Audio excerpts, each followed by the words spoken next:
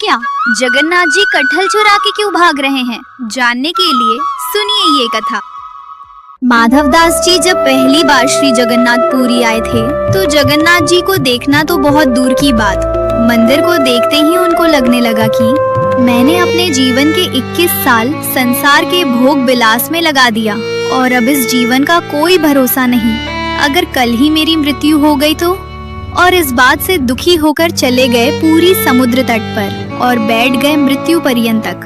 मन में बस सोच रहे हैं, मेरे जीवन के 21 साल में मैंने एक बार भी महाप्रभु का दर्शन नहीं किया। सब बोलने लगे, अरे अब तक नहीं आए, अब तो आ गए। माधवदास जी बोले, अगर 21 साल 3 दिन की मेरी आयु हो तो?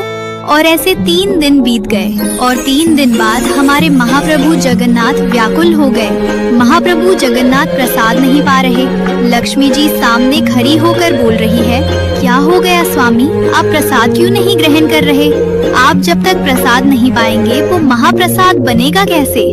जगन्नाथ जी बोले, देवी इच्छा नहीं हो रही। लक्ष्मी जी बोली, क्यों, क्या हो गया? जगन्नाथ जी बोले, एक मेरा परम भक्त आया है, उसने 3 दिन से कुछ नहीं पाया है, तो मैं कैसे पा सकता हूँ? लक्ष्मी जी बोली, ठीक है, आप चिंता मत करो, मैं प्रसाद भिजवाती हूँ, उसके पास आप प्रसाद पाओ। जगन्नाथ जी बोले, उसको प्रसाद देने कोई और नहीं, मैं ही जाऊँगा। लक्ष्मी जी बोली, जय हो, ऐसा सौभाग्य तो मुझे भी नहीं मिला जो आप उसको देने जा रहे हैं। और जगन्नाथ जी अपने सोने की थाली जिसमें वो खुद प्रसाद पाते हैं, उस थाली में महाप्रसाद लेके एक छोटे से बालक का भेष बना के प्रकट हो गए माधवदास जी के सामने।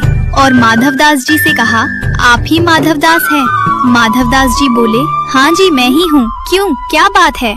जगन्नाथ जी बोले, स्वयं महाप्रभु जगन्नाथ जी ने आपके लिए महाप्रसाद भेजा है, कृपा करके इसे ग्रहण कीजिए। सुनते ही मूर्छित हो गए और जब मूर्छा टूटी